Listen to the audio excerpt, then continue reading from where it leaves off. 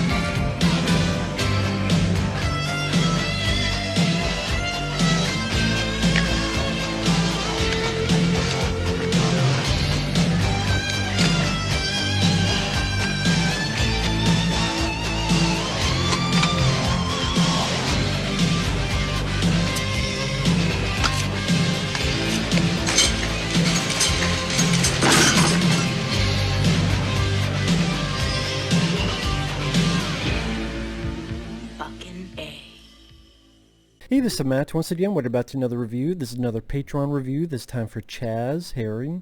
Thank you so much for that. If anyone's ever interested in requesting pretty much any other type of video or movie request, review, movie topic, whatever, you'd either send it directly to my PayPal or join my Patreon. Both links are down below in the info box. If not, no worries, but if so, thank you so much.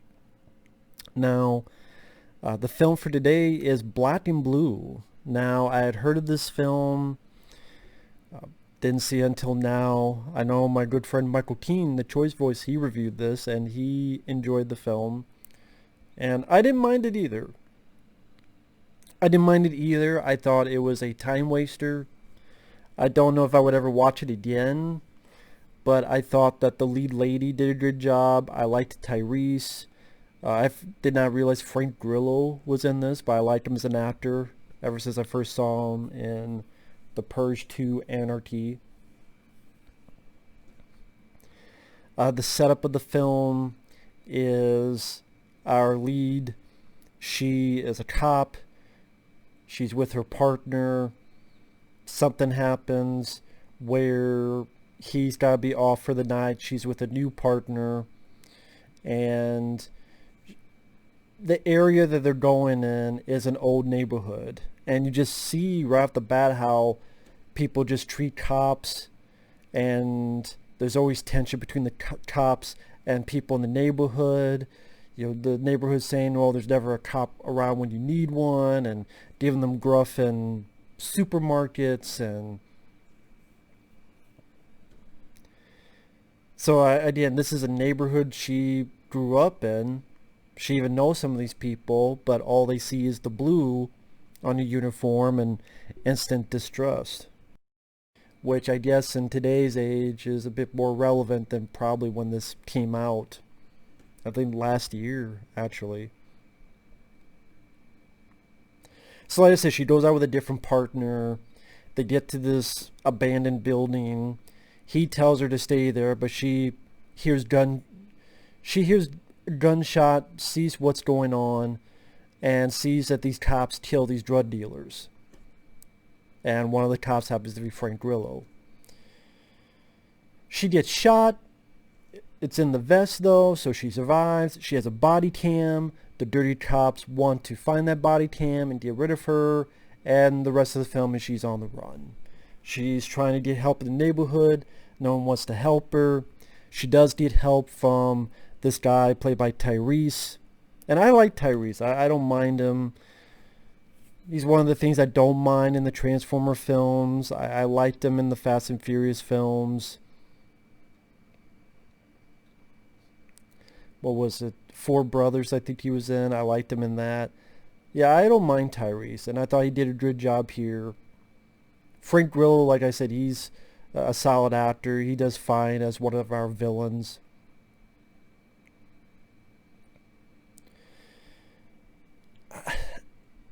I wouldn't say the film... I don't know if I want to say it was predictable, but it was... There was really nothing that surprising that I witnessed during the film. There's nothing of, oh shit, I didn't see that coming, if that makes sense. The action scenes are nothing that's going to blow your mind. There's no, oh my god, what a memorable shootout or action sequence. Nah, nothing of that nature. It's mainly of liking the lead lady's performance. I forget the actress's name. Liking Tyrese. The few scenes where they were actually together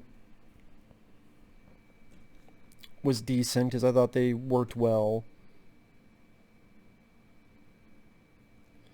But yeah, it got rather predictable. Of course, when she sees her old partner and she gets in the vehicle, I'm like, okay, he's in on it. Lo and behold, he is.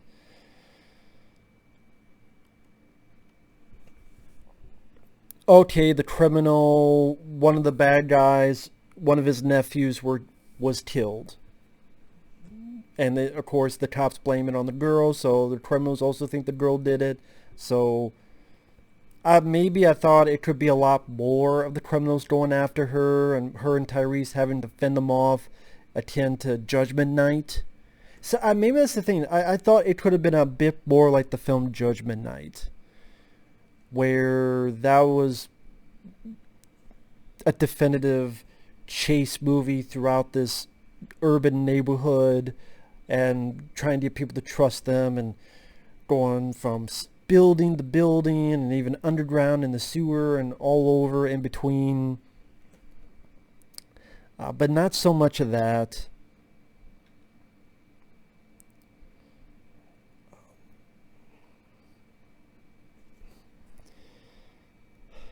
I mean, spoiler alert. The two of them go out. Tyrese says, go out, keep them busy. He gets caught. He gets beaten up a little bit. The lead girl gives herself up. From time to time, I will say the lead lady, from time to time, she needed like something with her voice. Like sometimes she just like this. And sometimes just talking like this. I'm like, get her a glass of water. Fuck. I know how that goes. Get her a glass of water or something. At least a third of her dialogue is her talking like this. This gotta do it. Yeah, listen to me. That's just not how I do it. On one end, I'm going, okay, they're making her tough but vulnerable. She's not a Mary Sue in the slightest. But on the flip side, I thought at times it did a little bit too much of kind of like this, like in the. I just. It seemed like I was hearing that tone of voice a little bit too much. Where I started to notice more and more and started taking me a little bit out of the movie. It's not a big deal breaker or anything, just something I noticed. If you ever seen a film, listen how many times, her voice just like this. Her voice just like this. This.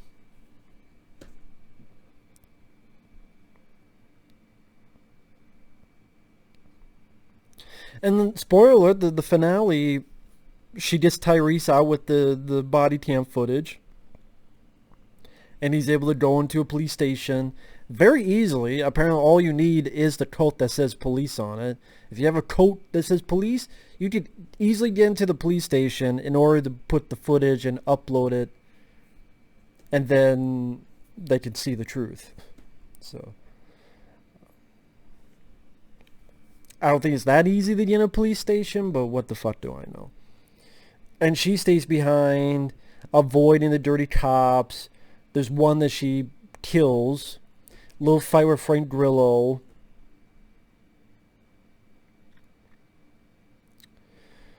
I mean, it all ends fine and dandy. It's not any out of the blue, no pun intended,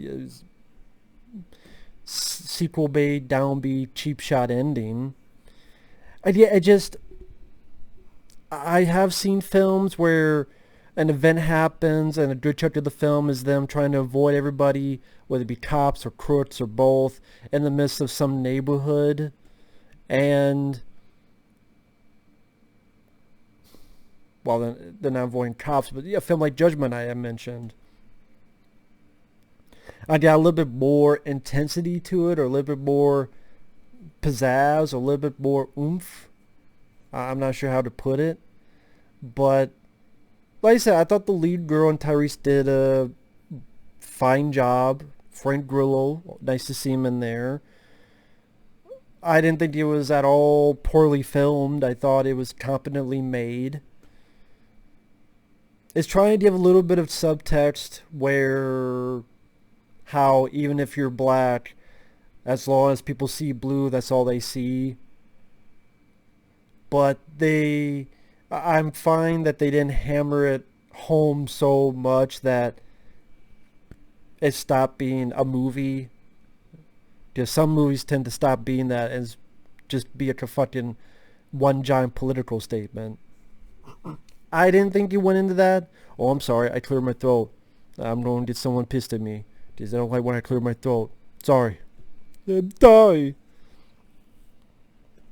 But it does try to say something about that. About how people have a hard tendency to trust cops. Even when she's banging on doors asking for help, people don't want anything to do with it, even though she's a cop. Probably because she's a cop. This former friend of hers from back in the day, she doesn't trust him. She doesn't trust her, I should say. She doesn't trust her. She doesn't trust her until ultimately she finally does. So it does make you root for the lead character even more so. Because at times it does feel like the whole world is against her. But yeah, I don't think the action scenes are really that too invigorating. There's not a whole lot of it anyway. It's not really an action film. It's more of a drama thriller, little bit of a chase movie.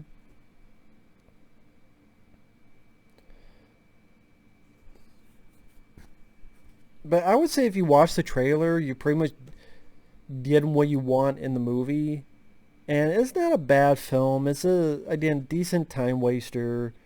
I'm fine that I saw it. I didn't notice anything too egregious. Where I'm like, fuck this. They want to talk a little bit about police corruption, a little bit about how people don't see them.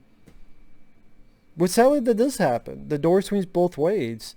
You talk about how cops, there are, lo and behold, here's a film that deals with dirty cops. We've had films for years and decades that dealt with dirty cops.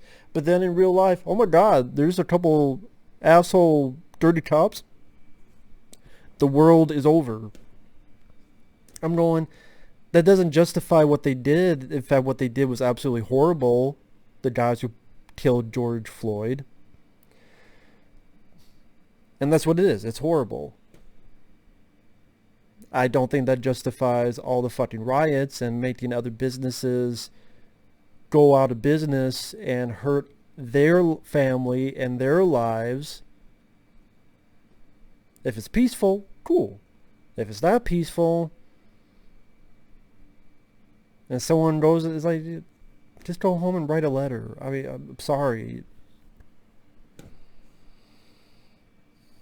But the cops are not innocent in this at all, in the slightest. Not at all. So I'm just saying the door swings both ways. And at least this movie does tend to show that a little bit. Not all cops are evil. Not all cops are good. The public don't have a distrust of police because of X, Y, and Z reasons. But then some of them can be, like Tyrese. He doesn't trust them, but then over a bit of time, he trusts the lead lady more and more to the point that he sort of takes the fall for her and just beaten up a little bit. So again, overall, not a bad movie. Not a bad movie at all. So with that said, thanks for watching. Take care. We'll see you guys later. Bye-bye.